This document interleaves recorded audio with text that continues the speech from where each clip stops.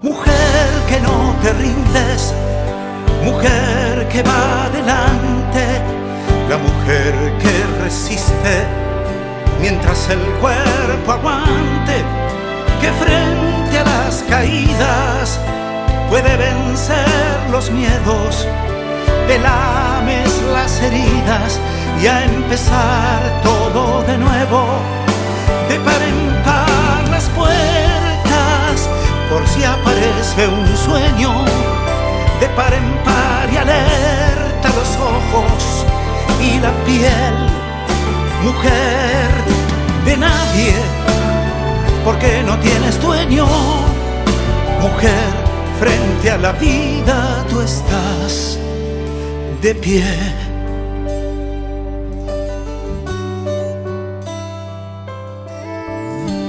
Muy bien, continuamos. Les recuerdo, estamos con Eugenia Andreani, estamos recordando todo lo que la familia vivió cuando Luis, el jefe de la casa, estuvo 4 meses en terapia intensiva, en coma, bueno, todo lo que ya sabemos que ocurrió en los casos más graves del COVID. Y vamos a hablar ahora un poquito ya de la parte más optimista, ¿no? Cuando sale de terapia y comienza toda su rehabilitación. ¿Qué pasó, Eugenia, el día que lo ves salir de terapia?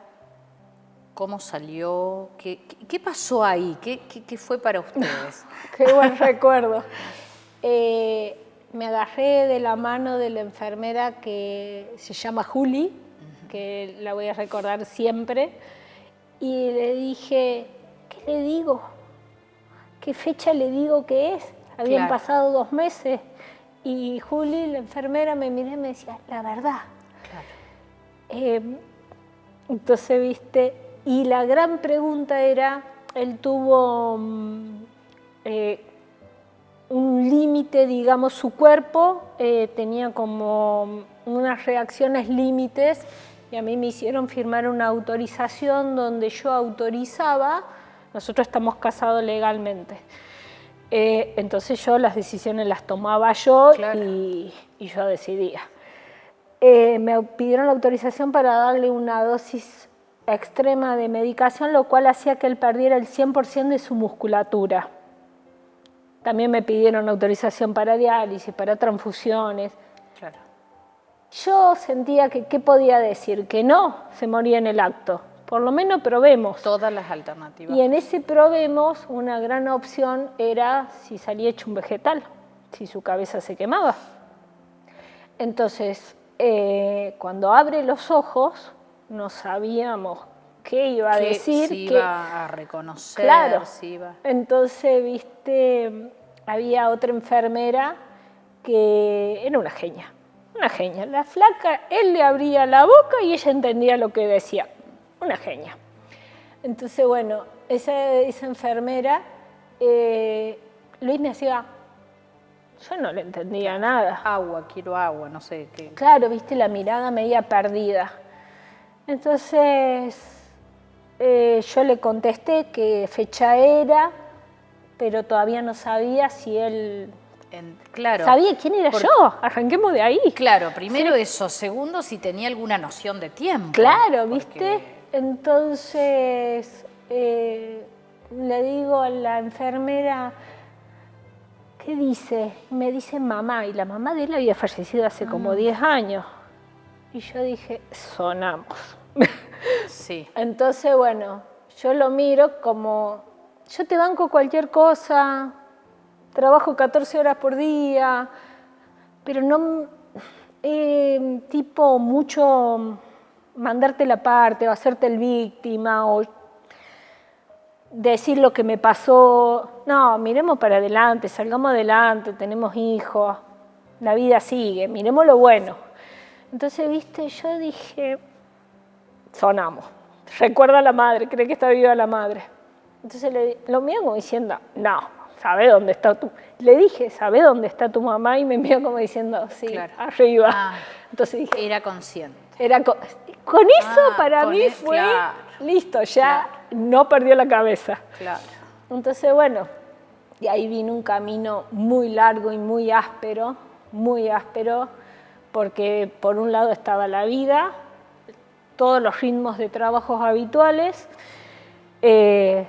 Yo trabajaba, ¿viste? Y fue algo incondicional el apoyo tanto de mi familia. Yo no podía estar sola, no aguantaba estar sola, lloraba desconsoladamente, dormía 1 hora por día, trabajaba a las 3 de la mañana, porque tenía que trabajar, tenía que sostener la obra social, tenía que sostener el laburo, la plata, el ingreso de la plata. La comida, la casa, los servicios. Yo jamás dejé de trabajar. Claro. Y bueno, mis jefes en ese momento, lo más de lo más, ¿viste? Pero llegó un momento que me dijeron, Euge, Luis ya está vivo, está hablando, empecé a trabajar más, ¿viste? No tan encerrada, aislada, claro, sino hay que empezar a hacer cosas en la calle, obviamente.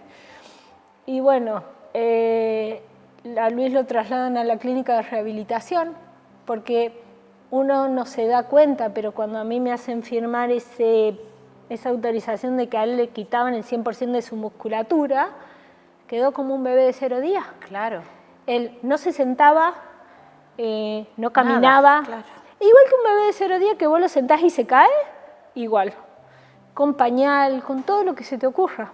Yo recuerdo, Eugenia, que vos me mandabas algunas fotos de Luis en la silla de ruedas. Eso ya era la clínica de ¿cuántos kilos menos? Y 35 kilos aproximadamente. Claro. Era delgadísimo. Un hueso. ¿No? Yo que solo conocí alguna por foto, sí, como era él.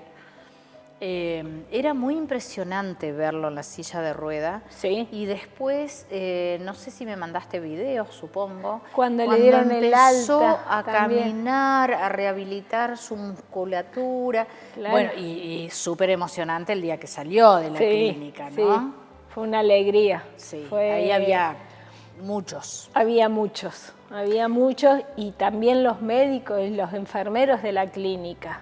Porque realmente, si tenés que ser fría y realista, era un caso perdido. Claro. Era la esperanza, el amor incondicional de la doctora de él.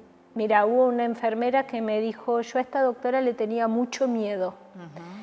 Y después de ver cómo le hablaba en la terapia intensiva y le decía, ¿qué haces acá? Salí de acá, tenés mujer y hijo. Dije, no, esta doctora no puede ser mala. Dice, claro, ahí se me fue el miedo. Genial. No, pero aparte, claro. Es mucho lo que hay atrás de una persona tan enferma. Te iba a decir, ¿no? Porque nosotros estamos hablando de vos, de todo lo que tuviste que hacer, de la fortaleza de Luis para salir de esa situación.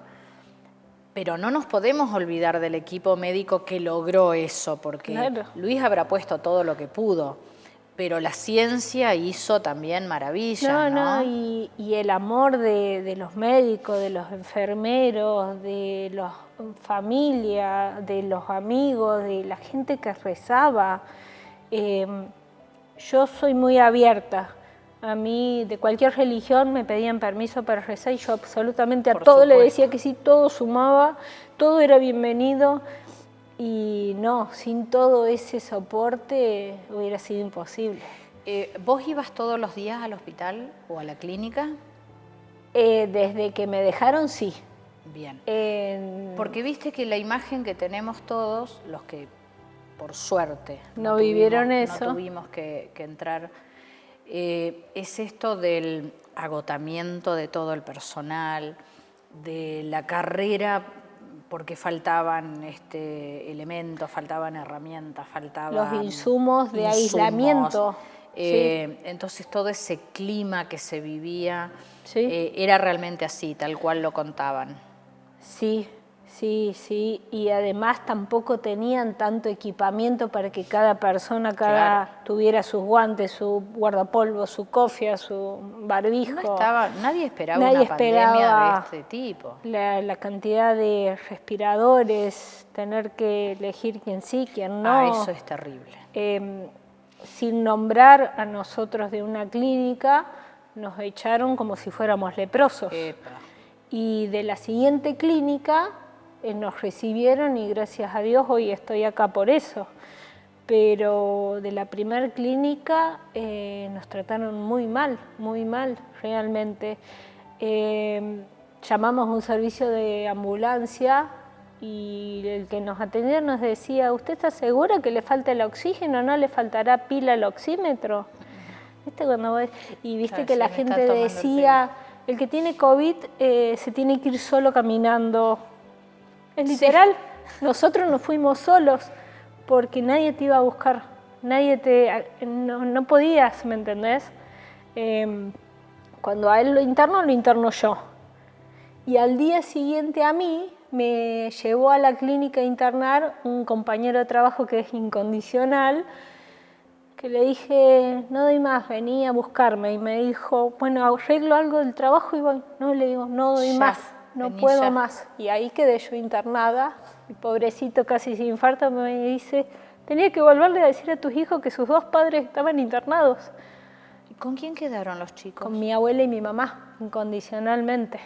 Mi mamá fue como una astronauta y a los 2 segundos dijo, nah, yo me saco todo esto. Sí, me contagio. Porque le habían dicho, no, claro, nosotros teníamos tan alto nivel de COVID que le dijeron, anda con cuidado a la casa. Y se metió ahí en la casa y ahí se quedaron las 2, como 2 meses, 3 meses. Mis hermanas tuvieron muchísimo, porque yo no aguantaba estar sola. No, eran mi fuerza. Me imagino, eran mi fuerza. Porque me imagino que vos te sentías mal. Después hay que recuperarse, aunque no haya sido muy fuerte, igual quedás con secuelas. Y además con toda la carga de lo cotidiano, pero sabiendo que Luis estaba peleando. Claro, como yo podía. salí de la internación después de una semana muy floja, muy floja salí. Para que te des una idea, yo me bañaba y me tenía que sentar. Me enjuagaba y me sentaba. Me desenredaba el pelo y me sentaba. Claro, un agotamiento extremo. Y así estuve como 10 días, que medio se me confunde cuando pude empezar a salir, porque después me di cuenta que cuando te dejaban ir a verlo en terapia intensiva con COVID, era porque había altísimas chances que ese día falleciera. Por Dios. Después me di cuenta. Y después me di cuenta que mientras más tarde te llamaban para darte el parte médico es porque mejor estaba. Claro. Entonces vos rogabas que no te llamaran. Pero después te das cuenta, cuando mejora. Claro, porque al principio me llamaban primero. En el momento dirás, ay, ¿por qué no porque me dicen no me cómo llaman? está? Entonces cuando me di cuenta no quería que me dejaran ir a verlo, no quería que me llamaran, porque el que iba era el que tenía chances de fallecer.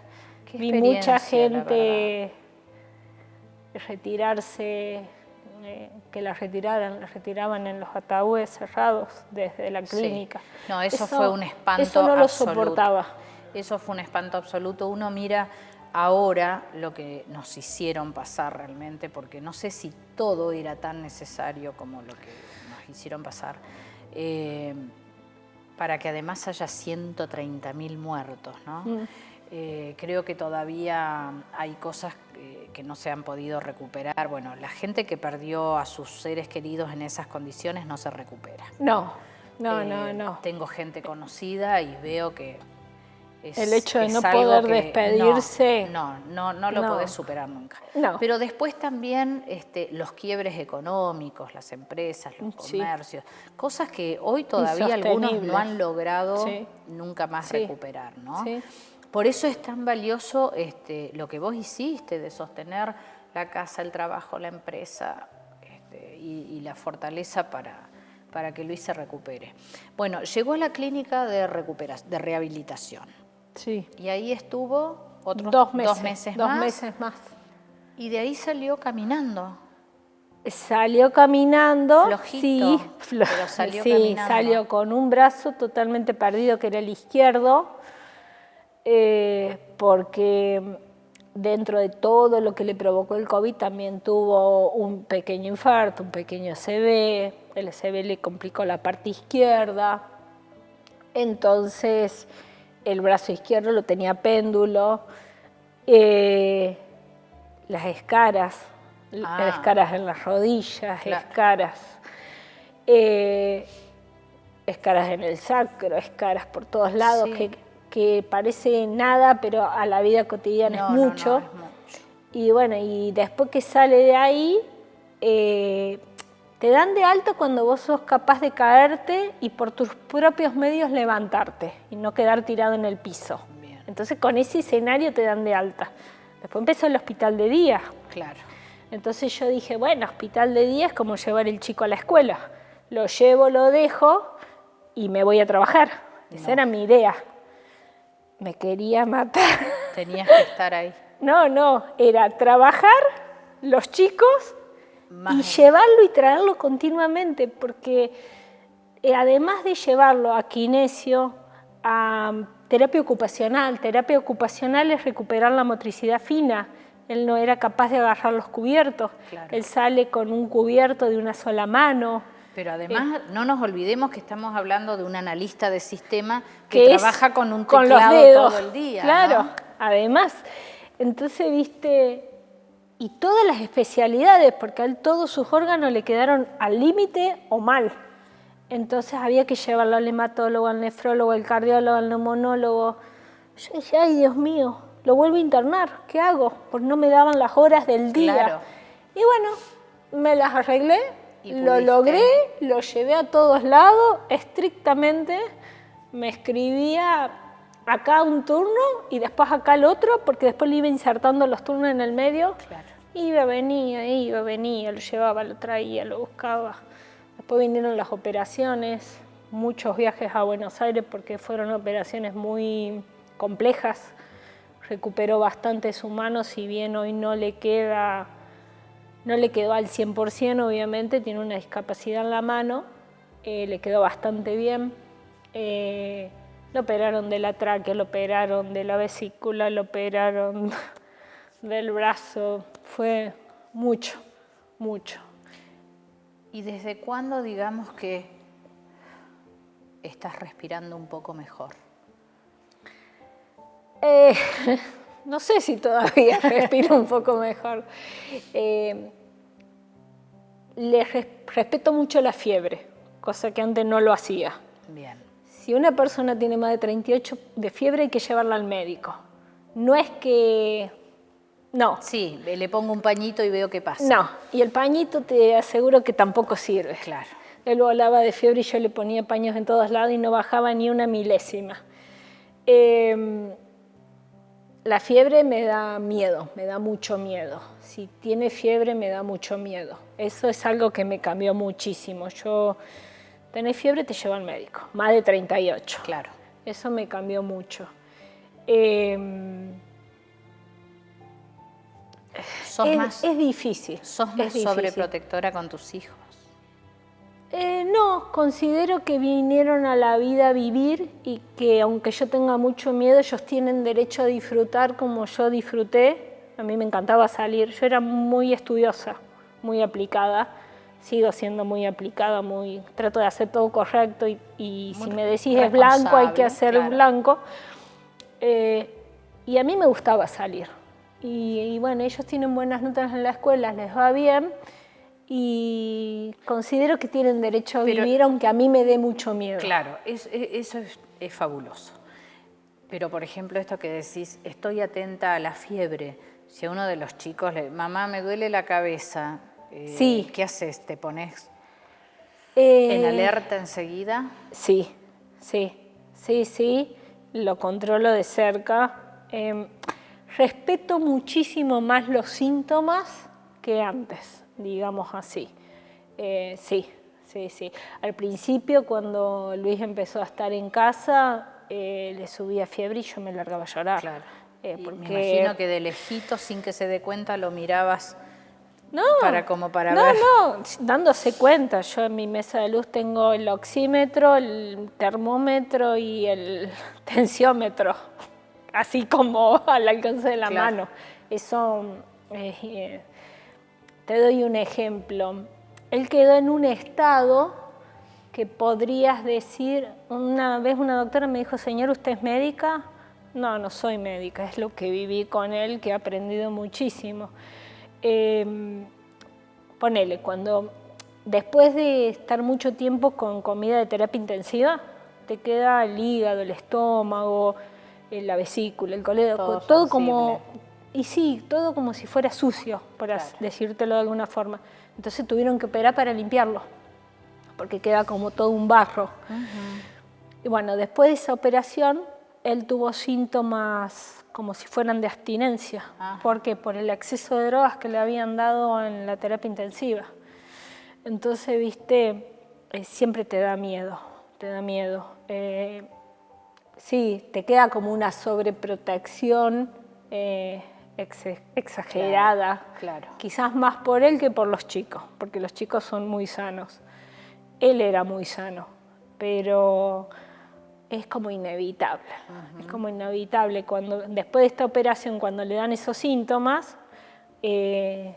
hervía, entonces es inevitable. Vos sentís que hierve, le tomás la fiebre. Total. Y no lo controlo. Y no me quedo tranquila si no lo hago. No aguanto. Claro, no, tal cual, no dejás pasar nada, ningún detalle. Y hoy, bueno, él volvió a trabajar. Él está trabajando. Se las arregla muy bien con su mano y La mano izquierda es como que la cuelga y con el dedito que le cuelga, tipea. Ningún drama. Sí. ¿Y está muchas horas, le dedica mucho tiempo al trabajo o tiene que cuidarse, limitarse, descansar más? Ya eso ya pasó. No. Y no sé si alguna vez pasará. El cuerpo le dice basta y es basta. Ahora en comparación está muchísimo mejor.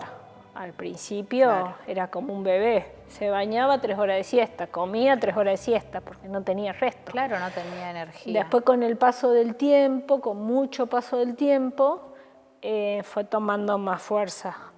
Pero de todas formas, cuando es basta, es basta. Él era deportista. Sí.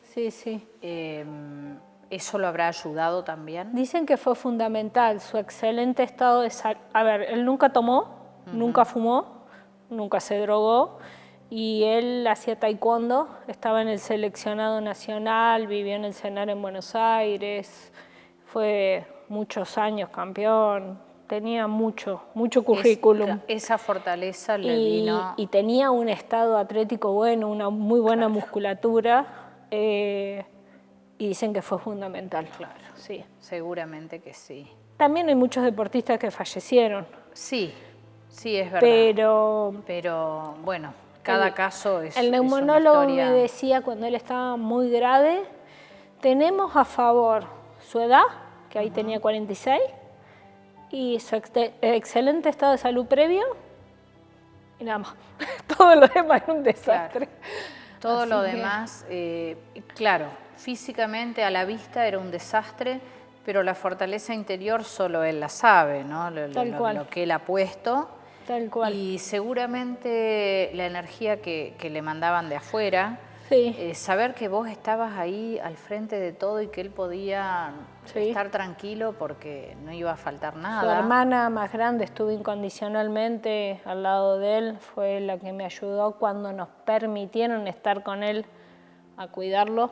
Ella estaba una buena cantidad de horas por día al lado de él cuidándolo como si fuera la madre. Claro. Viste que a mí me ha tocado estar algunas horas en un hospital cuidando a mi papá, y esas horas que pasás en el hospital parecen eternas, ¿no? Son y te agotadoras. dejan con un agotamiento extremo. Yo me imagino en tu caso, sabiendo la gravedad, ¿no?, del tema, las complicaciones, la cantidad de meses. La incertidumbre de cómo iba a quedar. Eso de despertarte a la mañana y no saber con qué te vas a encontrar. Cuando me despertaba a la mañana yo le decía a mi mamá o a mi abuela, no murió, no falleció, es de día, abuela, un día más. Eso. Y después un compañero de trabajo me decía, yo me permito ver el amanecer. Yo decía, ay Dios mío, está tan oscura la noche. Pero bueno, lo logramos. Lo lograron. Pero ese agotamiento es... yo lo cuidaba de 10 de la noche a 12 del mediodía, más o menos, 14 horas. ¿Cuándo trabajabas?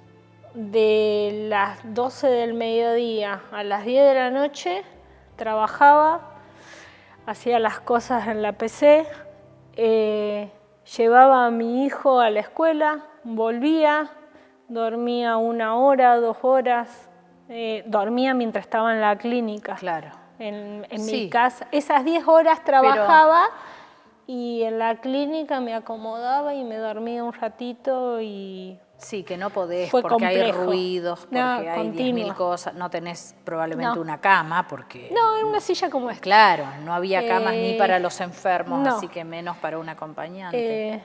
No dormía nada. No dormía nada. La verdad, bueno, uno ahora mira, ¿no? Hacia atrás.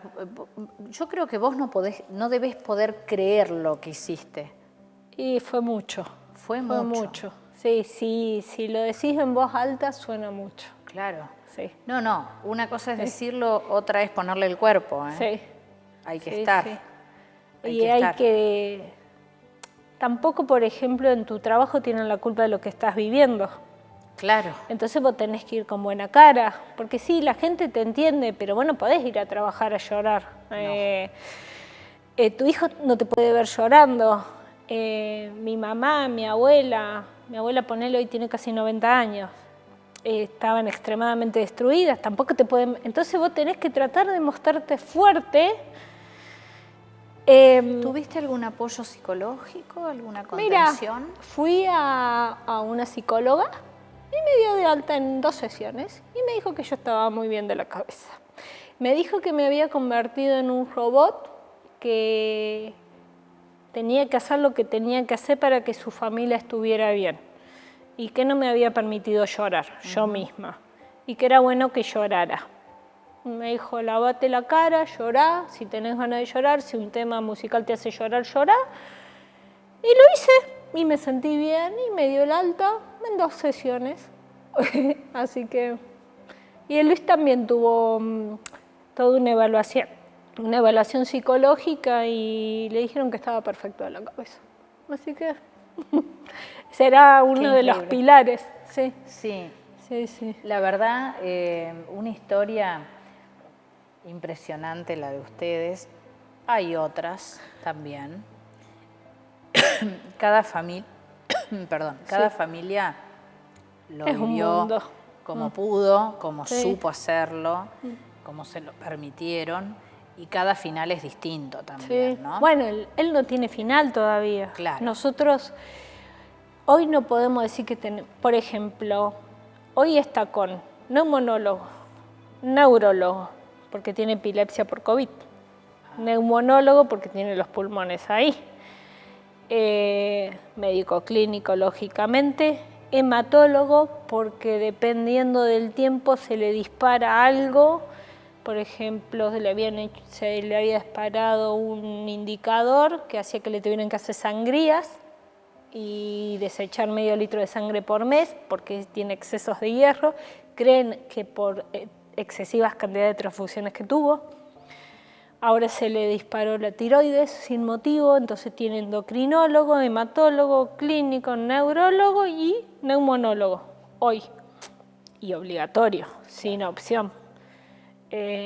Por eso te digo que creo que la mano izquierda, si vos te la pones a fijar, tiene como, viste, una atrofia, que se le empieza como a curvar. Debería quizás hacer terapia ocupacional. Está muy cansado de los médicos, obviamente. Hoy casualmente hablaba con él y le decía, me banco lo que quiera, pero no me abandonan los médicos. ¿Todo bien? Y sí, pero no me abandonan claro, los médicos ni los tratamientos. Lo que pasa, sí, debe ser realmente agotador Tantos para él años. también, ¿no? Y para una persona que jamás iba al médico, Claro. porque estaba perfecto. Y además porque sufrió muchos procesos invasivos, todos te dejan secuelas. Todos los que quieras. ¿Puede tal cual. comer lo que quiera o tiene una dieta también especial? Y por ejemplo, ahora que se le disparó el hierro, ya hace un tiempo, no debería comer nada con mucha cantidad de hierro. Se le habían disparado mal los triglicéridos. Continuamente tienen que estarlo controlando porque es como una caja de sorpresa que algo se le dispara y en función a eso, esto del hígado hace que, por ejemplo, le prohibieron absolutamente tomar alcohol. Él no tomaba, pero ponele, qué sé yo, ponele. Una copita en Navidad. Claro, te haces un brindis, una cerveza claro, en un cumpleaños. claro. Bueno, ahora tiene absolutamente prohibido el alcohol. Obviamente nunca fumó, pero no se le podría ocurrir fumar porque los pulmones le quedaron esmerilados. Claro. ¿Viste? Tiene... Sí. Recuperó peso. Recuperó peso. Sí, recuperó peso. Hoy está en 80 y algo. Está más flaco de lo que era antes. Pero está bien en comparación. Sí, está re bien, pero la musculatura no es la misma. Claro. El brazo izquierdo está lleno de nudos, que son como telas cosidas, y si eso se desgarra, pierde el brazo. El médico le dijo, ni siquiera vengas, perdés el brazo, ni siquiera vengas. Así que tiene que cuidar el brazo, ¿viste? Porque no lo puede perder. No puede hacer gran fuerza, además que no la tiene por ahí... se le zafa, ¿viste? Porque bueno, entonces sí, tiene varias cosas. Cuidarse, obviamente, de por vida. Claro. Lo que pasó no es poca cosa. No, el cuerpo sufrió un golpe. Lo que sí rescato, porque a lo largo de estos años que me has ido pasando algunas fotos, algunas imágenes, y ahora último, cuando nos volvimos a contactar, me pasaste una así esta hora. Sí. Está siempre sonriente. Sí, tiene muy buen humor. Salvo que yo lo haga enojar, que eso es mérito mío, él siempre está de buen humor. Qué bueno. Sí. Bueno, todo eso lo ayudó. Sí. No hay ninguna duda que todo eso le dio la fortaleza que necesitaba. 27 años que estamos juntos. Sí. Bueno, y esto los unió para siempre. Y sí, te une más. Sí, te une más. Es la prueba, ¿no? Es el momento que decís... Tanta fuerza. Estoy acá. Hacía falta tanto. O chau, no me ves nunca más. Tal cual. Bueno, tampoco creo que nadie podría en momentos como esos decir chau, me voy. Y una vez superado te da un... Es duro, es claro duro. Que es duro. Es muy duro. Incluso, viste, cuando vos ves que decís, bueno, esta persona estuvo, qué sé yo, 2 años en terapia intensiva y la mujer qué mala, se fue con otro, tuvo otro amigo. Es muy duro, es muy duro. Yo te digo que yo llevaba a mi mamá de vuelta a su casa y a los 2 minutos le decía, te voy a buscar y volvete. Obviamente la gente tiene su vida, tiene su casa, ponele mi hermana. Dejaba su casa, dejaba el marido y se venía a estar conmigo. Y después te das cuenta que todas las personas dejan su casa, dejan su marido, dejan porque te están apoyando. En riesgo un montón de cosas, ¿no? Es como cuando nace un bebé, ¿viste? Que al principio están todos y después... Bueno, es más o menos así. Llega un momento, mira, cuando él ya estaba fuera totalmente de peligro en la clínica de rehabilitación, yo dije, bueno, tengo que dejar que la gente vuelva a su casa. Entonces, si no, vamos a tener una serie de divorcios y de problemas familiares. Claro, mi mamá se le mueren las plantas y me mata, entonces, ¿viste? Claro. Bueno, ok. Bueno, pero era superior lo que claro, estaba... entonces, ¿viste? Me daba miedo dormir de noche. Me daba miedo. Entonces, ¿qué hacía? Dejaba el tele prendido, las luces prendidas, las cortinas corridas y miraba el patio. Después te das cuenta. Y bueno, y de día dormitaba de a ratitos, porque de noche, como yo estaba con los chicos sola, me daba miedo no escuchar algo y me daba miedo. Entonces no dormía de noche. Claro. Pero sí, fueron muchas cosas. Y además creo, más allá del miedo, esa necesidad de que se haga de día y, como vos dijiste recién, un día más. Un día más. No se murió. Tal cual. Impresionante. Sí. La verdad, Eugenia, yo seguí el proceso muy de afuera, ¿no? Escuchándote, la verdad que tuve conocimiento de lo mínimo. Me alegra que en algún momento hayamos podido ayudar un cachitito a esto. Para mí fue importante, para mí fue mucho.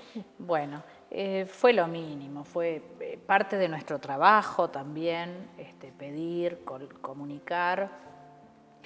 Después, bueno, confiaste un montón en mí, creo, porque me mandaste mucha información para que yo pudiera escribir una nota, que no me acuerdo por qué, era un día particular que decidimos escribir Creo que esas era notas. un aniversario de COVID también. Algo y era. que vos algo hiciste así. una nota, algo así como un oso sobreviviente en el COVID. Algo así, ¿no? Sí. Que tuvo mucho impacto esa nota. Fue una Pegó nota muy linda. muy fuerte la historia, porque la historia es tremenda, ¿no? Sí. Y porque, bueno, el oso sobrevivió, pero porque tuvo también Mucho una aguante. osa atrás, porque justamente la idea de esto, contamos la historia de Luis, pero porque yo quiero revalorizarte a vos como la mujer valiente de esta historia, que logró que Luis hoy esté en su casa, que tengas un hijo estudiando medicina, que tengas otro terminando el terminando secundario, que sean todos buenas personas. Tal cual. ¿No? Tal cual. Y que tu casa esté bien. Aquí no ha pasado nada. No tan así, pero sí, en muchos aspectos todo siguió bien. Claro. Pasó de todo, y pero acá estamos, tal cual. Pasó de todo y acá estamos y se puede. Absolutamente. Con mucho esfuerzo, con mucho esfuerzo. Por ejemplo, una pavada, cuando él tuvo que salir de la cama y sentarse por primera vez. Eso fue terrible. Y ahí tuve que poner mucho carácter, porque claro, te partía el alma. Era un hueso con una escara en el sacro, con un cibaco. Sin musculatura. Sin musculatura, que se te caía, se te desvanecía, se te caía literalmente de la silla. Y el médico me decía, ¿hay que sacarlo de la cama? Bueno, ok, yo te lo saco. Y cuando veía que estaba sentado, que lloraba del dolor, me decía, lo acuesto pobrecito. Y si lo acuesto, me decía, no va a pararse más y va a quedar discapacitado. Discapacitado, acostado. Entonces yo le decía, si me pedís que te lo saque de la cama, te lo saco, pero no me le vengas a decir pobrecito. Claro. Le digo, no vengas más a la pieza, al médico. Claro. Entonces me dijo, bueno, está bien, yo te dejo sacarlo de la cama. Lo sacamos de la cama y se sentó y se rehabilitó. Recuerdo una vez que llego a casa y me dice mi mamá, tenés el pecho rojo. Era tanto lo que le dolía que él se apoyaba con la cabeza en mi pecho y yo ya lo tenía rojo. Claro. Entonces, viste, fue. Y para eso había que tener carácter, porque a mí no me tenía que dar pena que a él le doliera. Claro. Para poderlo sacar de la cama. Claro, porque consintieras que volviera, era un retroceso. Claro, no salía más de la cama, iba a quedar como cuadripléjico. Entonces, viste, había que sacarlo de la cama. Y así con cada cosa. ¿Te duele? Ok, sí, es una... convencerlo de volverse a operar, de volver a entrar al quirófano, cada operación, ¿viste? Claro, era... es un agotamiento. Y vos, ponele cuando lo operaron de la tráqueo, no sabés, yo me mostré entera, fuerte, bueno, fue un día larguísimo, lo operaron como a las 12 de la noche porque fue una urgencia, hubo que aguantar todo el día, pero era la tráqueo. Entonces podía salir mudo, podía salir sin volver a comer por boca y tomar líquidos, podía no aguantar la anestesia. Y vos decís, Dios mío, hice bien, hice mal. Era lo correcto, pero a la vez te da miedo. Claro. Pero lo tenés que superar pero si no al lo miedo. Intentabas, era peor. No, porque si él necesitaba una prótesis de la tráqueo y no se lo hacía, eso se le cerraba y se moría. Claro. Entonces son cosas obligatorias, pero si no superas el miedo y te bloqueas, ahí te quedás. Exacto. Entonces, viste, te tenés que mostrar fuerte, aunque después en privado no estés destruida. Totalmente. Porque sos un ser humano, ¿entendés? Bueno, hoy sos imbatible, Eugenia. Después de todo lo que pasaste, hoy nada te puede doblar. Ojalá. Nada, estoy segura de eso. Cualquier cosa va a parecer una pavada al lado de tanto, sí, ¿no? hay cosas que te suenan más simples. Te cambia la cabeza, ¿no? Sí, en un montón de cosas. Sí. Y valorás también otras, la familia, las fechas, los, no sé, momentos. Las cosas simples. ¿no? Momentos. momentos simples, sí, te das cuenta que valen la pena. Vale la pena. Vale la pena estar vivo. Hay que superar los miedos y seguir adelante. Exacto. La vida es linda. Totalmente. Y festejar la vida es lindo. No, hay que festejar la vida, ¿no? Totalmente. Sí. Mira, no sé qué día va a salir este programa, pero antes de venir a grabar nos enteramos que murió Pepe Mujica. Hoy, sí. Y entonces escuché un pedacito de una entrevista donde le preguntan, ¿alguna vez se tomó vacaciones? Y él dice, no, la vida son las vacaciones, porque después hay una eternidad. Entonces, las vacaciones es vivir y la vida es el milagro. Tal cual, ¿no? sí. Entonces, realmente es Es eso, así. ¿no? La vida es el milagro. Hay que disfrutar. Hay sí. que disfrutarla. Hay que, sí. Y bueno, y sortear lo que nos toca. No quiere decir que te tomes la vida a la ligera No, o que no, en hagas absoluto. cosas alocadas o cosas que no son correctas o que decidas cosas que no están bien para tu entorno familiar, para tu educación, para tu economía. Sí, No, tus valores, pero tus dentro ideas. de tus posibilidades, porque no hace falta tanto en la vida para que la puedas disfrutar. Totalmente. Hay que aprender a ver lo que uno tiene, no lo que le falta, y disfrutar un poco con eso. Seguro. No vivir buscando Más lo los que te afectos falta. que lo material. Claro. Viste, hay gente que vive buscando lo que le falta. Y quizás yo también lo hacía, pero cuando estás tan cerca de perderlo, te das cuenta que, bueno, hoy puedo Lo disfrutar importante son otras cosas. esta charla con vos, la disfruto. Bueno, ya está. La vida es más simple de lo que Sí, parece. Absolutamente. Es eso. Sí. Sí. Eugenia, fue hermoso charlar a pesar de que el tema no era tan bonito. Es lindo porque pero estamos acá. Es lindo, primero porque estamos acá, segundo porque una vez más quiero que un poco el objetivo de este ciclo, que es demostrar que siempre se puede, Sí. aunque las dificultades sean inmensas. Con confianza y en quien creas, se puede. Exacto. Sí, se puede Sí. lograr. Hay que tener fe, en lo que creas, no importa no que importa sea, qué. pero hay que tener fe. Tener fe, esperanza y obviamente hay que trabajar para eso también, ¿no? Sí. Nada viene de No. arriba No, ni de no, regalo, no, no. Hay que poner lo suyo, pero no dejarse vencer por la adversidad así Tal de cual. una, porque Tal cual. eso no tiene ningún sentido, ¿no? No, tal Así cual. que bueno, quiero que le mandes un abrazo inmenso a Luis, que no lo Gracias. conozco, pero lo conozco a través de todos estos relatos y de las fotos que hemos podido compartir, a tu familia y bueno, sigan disfrutando de la vida. Ojalá Luis pueda seguir mejorando y que pueda seguir haciendo lo que está haciendo, que ya Es es importante. muchísimo, Sí. ¿no? Sí, sí. Es muchísimo. Volvió a trabajar, Sí. está en lo suyo otra vez y eso también le debe dar Pila. mucho estímulo. Sí. Sí. Sí, sí, sí. Bueno, Tal cual. así que un abrazo para toda tu familia. Gracias. Y seguimos en contacto. Obviamente. Nos seguimos charlando. Te voy a dar un beso, un abrazo. Gracias por la Bueno, invitación. No, y gracias por el ejemplo y el testimonio, que es muy, muy valioso. Bueno, otro hermoso programa de historias de mujeres valientes. Nos vamos a encontrar la próxima semana en este mismo horario con otra historia seguramente similar. Gracias por acompañarnos y será hasta ese momento.